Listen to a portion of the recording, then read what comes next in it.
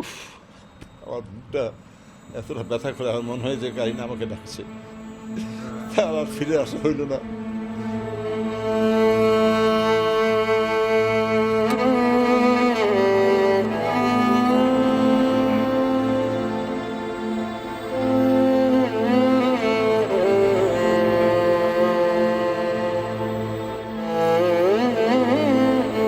বিছানার মধ্যে সেই ল্যাপটপ এবং তার চুলের ক্লিপ এখনো আছে।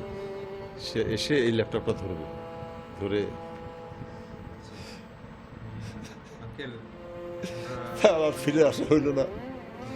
ওই ল্যাপটপে কে কাজ করবে?